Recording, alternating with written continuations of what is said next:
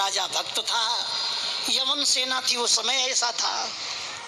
बिहारी दास जी ने कहा भाई देखो ये राजा प्रबल बलवान है, हनुमंत लाल जी की कृपा है, इनसे राजीनामा करने में लेने में ही लाभ है। तो संधि प्रस्ताव श्री बिहारी देव जी ने अपने बिहारी दास जी ने अपने हस्ताक्षर लिख करके संधि प्रस्ताव भेजा गया। कमलापति ने जो ही बिहारी दास जी का पत्र प्राप्त किया तो बहुत प्रसन्न हुआ और राजा जो है श्री बिहारी दास जी से मिलने के लिए, संधि करने के लिए आता है। लेकिन वो सेनापति तो ठीक थे लेकिन सैनिक तो ठीक नहीं थे ना। उनके साथ विश्वासघात होता है और दूध में जहर मिला करके कमलापति राजा को मार दिया जाता है। यमन सेना ने उनको धोखे में मार दिया। अब होता क्या है, बिहारी देव जी के पास ये सूचना मिली कि मेरी आज्ञा से मेरे से मिलने पास आए और मेरे ही लोगों ने विश्वासघात किया, तो तुरंत अपना हाथ उठाया, तलवार ली और अपना हाथ काट दिया आधा और काट करके उस शव में रख दिया, राजा कमलापति के शरीर में रख दिया। इस शरीर की किसी तरह तेल से, बर्फ से किसी तरह इसकी रक्षा करना। मैं इसी समय श्रीधाम वृंदावन जा रहा हूँ गुरु जी के पास। और बिहारी देव जी महाराज वहीं सर्वस्व त्याग करके और श्रीधाम वृंदावन आए। हाथ से रुधिर बह रहा है। बिहारी देव जी ने अपनी वाणी में कहा है, बिहारी दास हरिदास को एक हथिया में मत। बिहारी दास ये हरिदास का एक हाथ वाला था, लेकिन स्वामी जी ने कृपा करके बांध्यो खूंट सुधर्म नित सुख चकोरे नित। बांध्यो खूंट सुधर्म दृढ़। इन्होंने वैष्णव धर्म, भागवत धर्म, शरणागत धर्म, रसिक अनन्य धर्म के खूंटे से श्री स्वामी जी महाराज ने हमको बांध दिया और सुख के सिंधु के चकोरे चलते रहते हैं, हमें कोई बात की कमी नहीं है, ये बात कहते हैं। वहीं से वो चल दिए। उन्होंने स्वीकार किया, वाणी में कहा है कि मेरा एक हाथ था, हाथ कटा हुआ है, एक हाथ से चले आ रहे हैं श्री स्वामी जी का नाम लेते हुए, बिहारी जी का नाम लेते हुए। पैदल आए, कितने दिन में आए होंगे। जो ही निधिवन निकुंज में आकर के निधिवन राज जहाँ आप लोग दर्शन करते हैं, स्वामी श्री हरिदास जी को प्रणाम किया। देखिए कितना सिद्धांत है, विचित्र बात है। स्वामी श्री हरिदास जी महाराज ने जो ही अपना अमृत श्रावी कर स्पर्श कराया है, इतने में ही साष्टांग प्रणाम किया है तो बिहारी दास जी का कटा हुआ हाथ प्रकट हो गया और वह जो शव पड़ा हुआ था राजा का, वो यूं की त्यों हाथ वहां से गायब हो गया। राजा जीवित हो गए।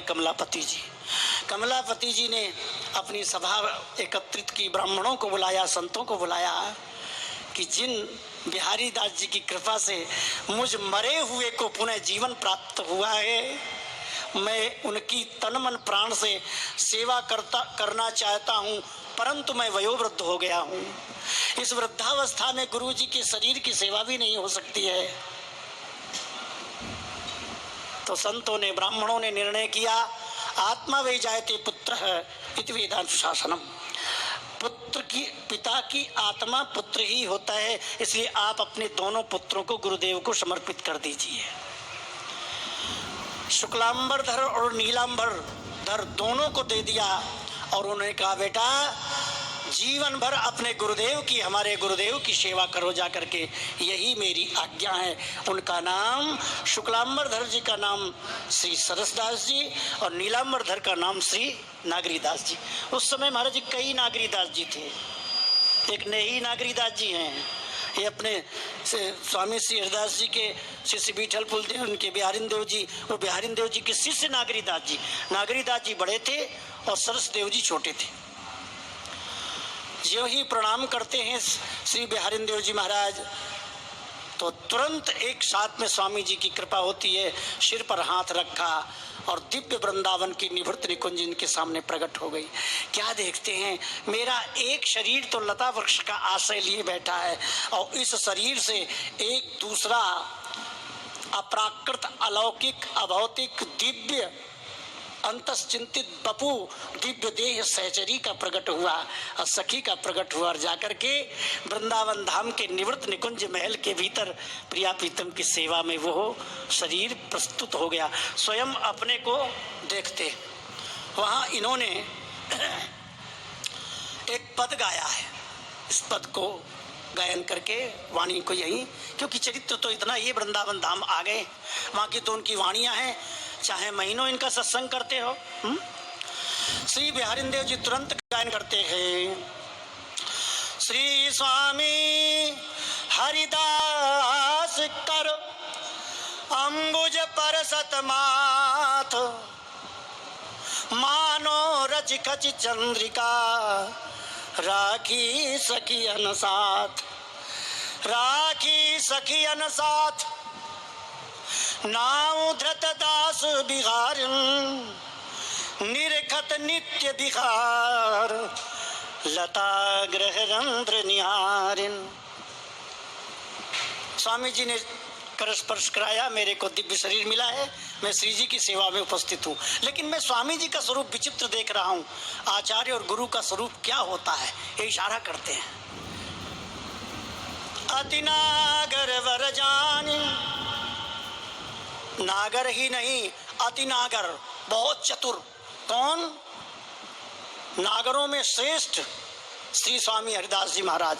अति नागर वर जान निकट श्यामा अभिरामी, श्री श्यामा जी के पास श्री धाम वृंदावन के निवृत्त निकुंज महल में श्री ललिता सखी के रूप में स्वामी जी विराज रहे, और बाहर धर्म की ध्वजा, धर्म की धुरा।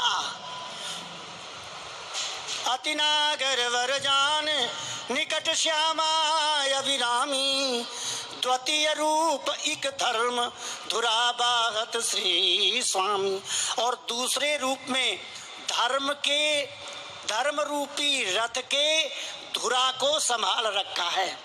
धर्म रूपी रथ है वैष्णव धर्म, भागवत धर्म, रसिक अनन्यता का धर्म। जो भी ये धर्म रूपी रथ है, इस रथ की धुरा, यदि रथ में धुरा नहीं है तो रथ तो गिर ही जाएगा। इसलिए बाहर भी आचार्य के रूप में, गुरु के रूप में, संत के रूप में यहाँ भी बैठे हैं, वहाँ भी बैठे हैं।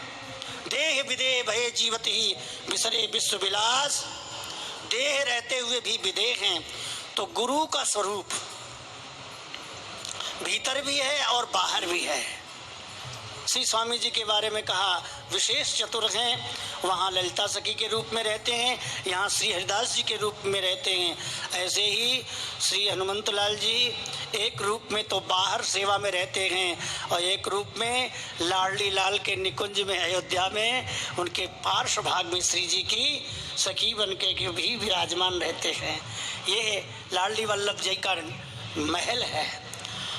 और कछु जो ना बने एक नाम निज टेक, बिहारी बिहारिन दास के साधन सदै अनेक।